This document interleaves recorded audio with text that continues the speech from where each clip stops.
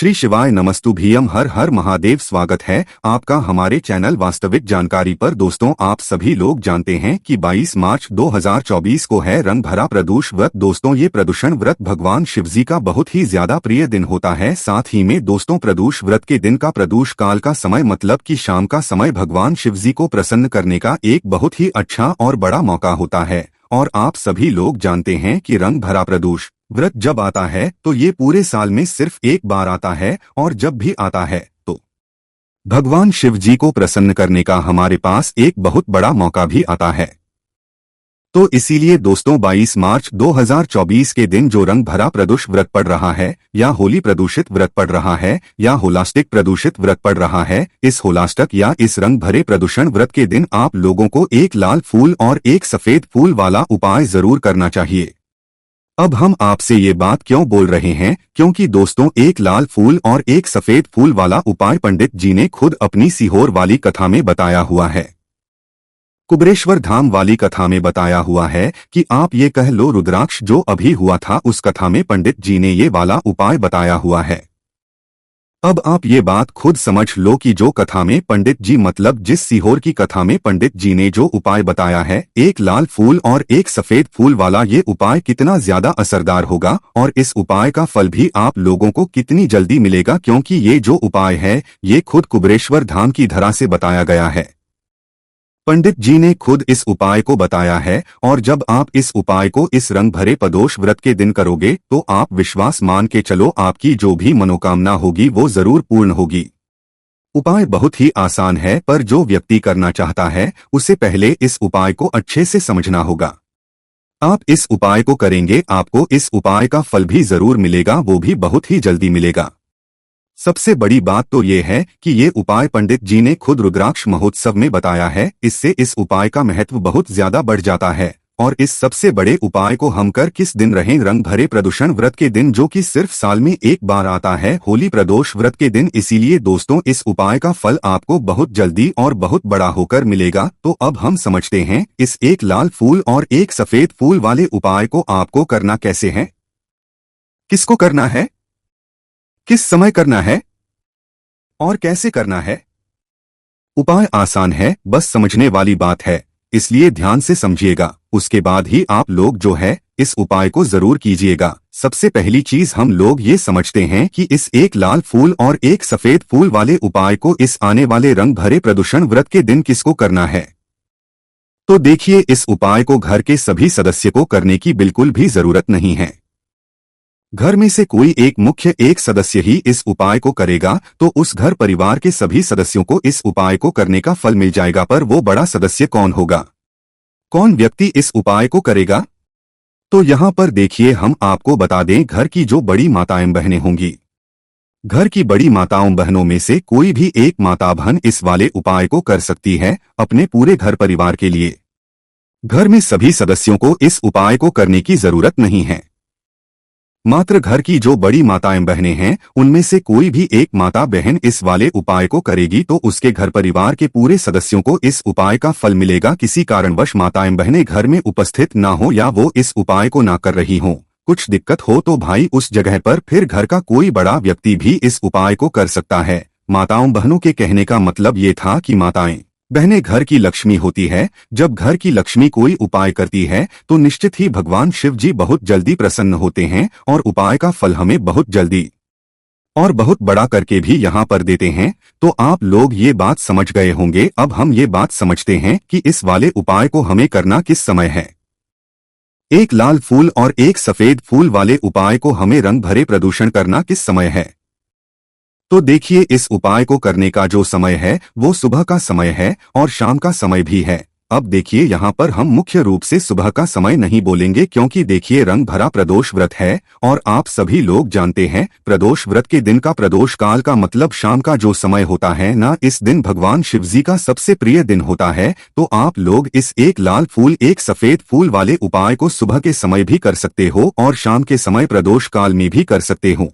सुबह के समय अगर कर रहे हो तो 10, 11, 12 बजे तक भी अगर उपाय करोगे तो भी आपको उपाय का फल मिलेगा। वहीं अगर शाम के समय कर रहे हो तो इस दिन जरूर शाम के समय का ध्यान रखना कि शाम की 6 बजे से लेकर 7 बजे के बीच में अगर आप इस उपाय को कर सकते हो तो बिल्कुल कर लेना, पूरी कोशिश करना। पर अगर किसी कारणवश इस समय के बीच में ना कर पाओ तो 7:30 और रात 8 बजे तक भी अगर आप उपाय को करोगे तो आपको उपाय का फल जरूर मिलेगा। ठीक है, ये बात आपको समझ आ गई कि आप इस उपाय को सुबह और शाम दोनों समय कर सकते हो, मतलब करना आपको एक ही समय है।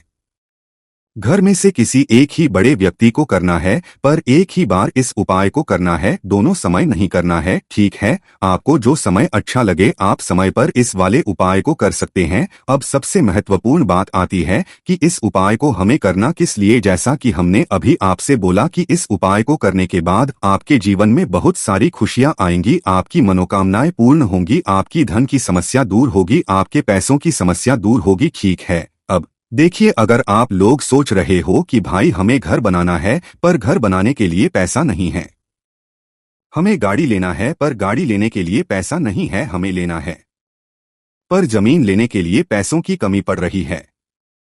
अगर ऐसी ही दिक्कत परेशानी या किसी भी तरह की धन से जुड़ी हुई समस्या या पैसों से जुड़ी हुई समस्या अगर आपके जीवन में चल रही है तो निश्चित ही ये रंग भरा प्रदूषण आपके जीवन में बहुत सारे फल लाकर दे सकता है। इसीलिए अगर आपके घर में बहुत ज्यादा दिक्कत समस्या परेशानी चल रही है, धन से जुड़ी हुई पैसों से जुड़ी हुई धन की बहुत ज्यादा कमी आ रही है, पैसों की बिल्कुल आवक नहीं हो रही है, तो भाई आप लोगों को इस वाले उपाय को जरूर करना चाहिए। घर में से किसी एक भी व्यक्ति को अब इस उपाय में करना क्या है वो सबसे पहले हम लोग जान लेते हैं।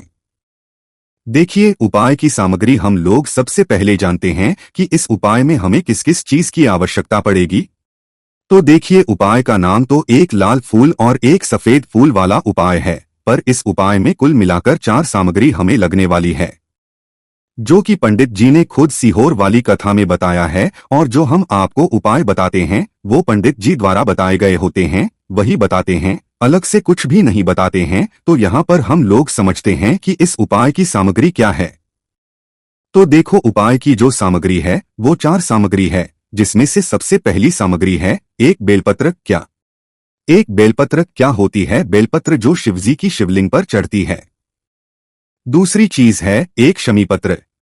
शमीपत्र वो जो शिवलिंग पर ही चढ़ता है।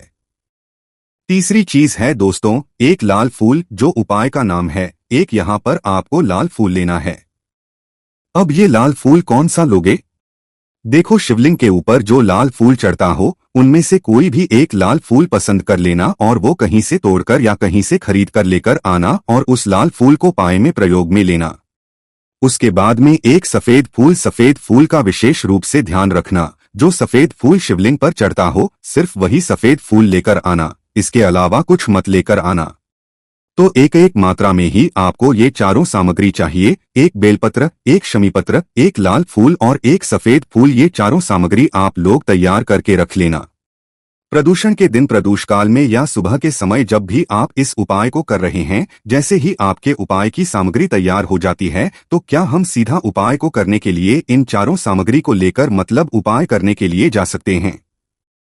नहीं, तो यहाँ पर आपको इस बात का ध्यान रखना है कि हम भगवान शिव जी को प्रसन्न करने के लिए तो जा रहे हैं, हम अपनी मनोकामना को पूर्ण करवाने के लिए तो जा रहे हैं, पर हमें ये दर्शाना बिल्कुल भी नहीं है कि हम सिर्फ अपने फायदे के लिए भगवान शिव जी के मंदिर में आए हैं। इसीलिए हम इस उपाय को करने के साथ साथ में भगवान शिव जी की पूजन अर्चना के लिए कुछ सामग्री भी जरूर लेकर जाएंगे। जैसे कि सुबह के समय उपाय को कर रहे हो इस एक लाल फूल और एक सफेद फूल वाले उपाय को, तो भाई सुबह के समय आपको एक लोटा जल लेकर जाना है। जो लोग प्रतिदिन शिव जी के मंदिर जाते हैं, पूजन अर्चना करते हैं, जल चढ़ाते हैं, फूल, बेल पत्र, बीज सब कुछ चढ़ाते हैं, भाई वो अपनी पूजा अर्चना वैसी की वैसी ही करना। बाकी जो सिर्फ उपाय को करने के लिए जा रहा है, जो कुछ भी लेकर नहीं जा रहा है, वो कम से कम एक लोटा जल अपने घर से जरूर भरकर लेकर जाना अगर आप उपाय को कर रहे हो, है ना? क्योंकि इस वाले उपाय को आप भगवान शिव जी की पूजन अर्चना करने के बाद ही करना। वहीं अगर बात करें शाम के समय की, अगर कोई व्यक्ति शाम के समय में इस वाले उपाय को कर रहा है तो भाई आपको मात्र एक घी का दीपक तैयार करना है। ये बात हम हमेशा बोलते हैं। शाम के समय प्रदोष काल में कोई उपाय कर रहे हो ना, तो दीपक का विशेष महत्व होता है। और प्रदूषण व्रत के दिन का प्रदोष काल में जो भी व्यक्ति दीपक जलाता है ना भगवान शिव जी के मंदिर में, भाई उसके जीवन से सारी दुख और परेशानियां भी दूर होती है। तो भाई इस दिन दीपक का विशेष रूप से ध्यान रखना आप लोग। अगर आप इस उपाय को शाम के समय प्रदोष काल में कर रहे हो, ये जो दीपक आप लोग लोगे ये आटे का लोगे। जो आटा आप गूंदोगे उसके अंदर कुछ भी मत डालना, मात्र साधा आटा गूंदकर उसे लेना और एक मीडियम साइज का दीपक तैयार कर लेना। वो दीपक ना ज्यादा छोटा हो ना ज्यादा बड़ा हो, है ना। उसके बाद में दीपक आपका तैयार हो जाए तो इसके अंदर जो बत्ती रखोगे वो गोल बत्ती रखोगे। देखो गोल बत्ती भी दो तरह की होगी, एक बाजार की और एक घर वाली। तो कोशिश करना अपने घर में जो रुई रखी हुई है उस रुई से आप लोग एक गोल बत्ती अपने ही हाथों से बनाओ। उपाय का फल अच्छा मिलता है। भगवान शिव जी जल्दी प्रसन्न होते हैं जब हम किसी भी उपाय को अपने हाथों से परिश्रम करके तैयार करते हैं। ठीक है, तो आपको उस दीपक के अंदर एक गोल बत्ती रख देनी है। इसके अंदर जो चीज आप लोग डालोगे वो डालोगे देसी गाय का घी। इस बात का विशेष रूप से ध्यान रखना है, शुद्ध देसी गाय का घी ही डालना है। तेल वगैरह आज के दिन तो मतलब इस दिन मत डालना, प्रदोष व्रत के दिन, क्योंकि भगवान शिव जी का सबसे प्रिय दिन और प्रिय समय पर हम लोग इस वाले उपाय को कर रहे हैं। तो थोड़ा सा शुद्ध देसी गाय का घी इतना डालना कि वो दीपक कुछ समय तक चल सके। ना बाजार वाला मिलावट ही घी डालना, ना भैंस का घी डालना। शुद्ध देसी गाय का घी आपको ढूंढने में थोड़ी मतलब मेहनत लगेगी और महंगा भी मिलेगा, पर इसी मतलब घी से भगवान शिव जी प्रसन्न होते हैं। उसी शुद्ध देसी गाय के घी से घर में बरकत भी बनी रहती है और हमारे सुख शांति भी बनी रहती है। इसीलिए इस शुद्ध अपने घर में हमेशा रखा करो। वो भगवान शिव जी के कार्यों में भी उपयोग में आता है और उपायों में भी हम लोग प्रयोग कर सकते हैं। तो यहाँ पर आपकी सारी तैयारियां हो चुकी हैं। उपाय को करते समय शुद्धता का विशेष रूप से ध्यान रखिएगा। सुबह कर रहे हो तो स्नान करना ही करना है, बाकी शाम को कर रहे हो तो शाम को मात्र हाथ मुंह धोकर भी आप लोग इस वाले उपाय को कर सकते हो। कोई दिक्कत वाली बात नहीं है भाई। उपाय की पूरी सामग्री तैयार करके और पूजन सामग्री लेकर आपको भगवान शिवजी के मंदिर पहुंचना है, जो आपके घर के पास में हो, जहां पर शिवलिंग विराजित हो, शिवालय हो, वहां पर आप लोग पहुंचना है। और जैसे ही आप भगवान शिवजी के मंदिर में पहुंचते हो, जहां आकर ये उपाय शुरू नहीं करना है, पहले आपको भगवान शिवजी की पूजन अर्चना करना है। पूजन अर्चना कैसे करोगे? सुबह के समय गए हो तो एक लोटा जल वगैरह जो भी पूजन सामग्री लेकर गए हो, उससे पहले पूजन सामग्री आप लोग मतलब पूजन भगवान शिवजी की कर लो। जो व्यक्ति सिर्फ एक लोटा जल लेकर गए हैं वो शिवजी के शिवलिंग पर मात्र एक लोटा जल एक धारा से धीरे धीरे करके चढ़ा लो। अपनी पूजन अर्चना आप लोग जो है पूरी कर लो पहले। उसी के बाद अगर आप शाम के समय इस उपाय को कर रहे हो तो जाते से ही उस उपाय को नहीं करना है, पहले जाकर बैठना है। भगवान शिवजी के शिवलिंग में आप जो दीपक तैयार करके लेकर आए हो उस दीपक को पहले जलाना है। ये जो दीपक आप लोग जलाओगे ना, ये किसी और की माचिस से मत जलाना, अपनी ही माचिस अपने ही घर से लेकर आना और इस दीपक को अपने ही माचिस से जलाना। अगर आपने मंदिर की माचिस से या किसी और की माचिस ले ली इस उपाय को भरने में, इस उपाय का फल उस व्यक्ति को भी थोड़ा बहुत मिल जाएगा। इस बात का ध्यान रखना, इसलिए अपने घर से अपनी ही माचिस लेकर जाना और इस दीपक को जलाना। दीपक को जलाने के बाद भगवान शिवजी के शिवलिंग के पास में रख देना। शिवलिंग कितना पास में मत रखना कि भगवान शिवजी को आंच लगे, थोड़ी सी दूरी बनाकर ही जो है इस दीपक को शिवलिंग के पास में आप लोग रख दीजिएगा। अब जैसे ही आपकी पूजन अर्चना हो जाती है, भगवान शिवजी के शिवलिंग के सामने आसपास कहीं पर भी बैठ जाइए उपाय को करने के लिए। और उपाय को करने से पहले आप लोग अपनी वह चारों पूजन सामग्री निकाल लीजिए। उपाय की जो सामग्री है वह निकाल लीजिए, ठीक है।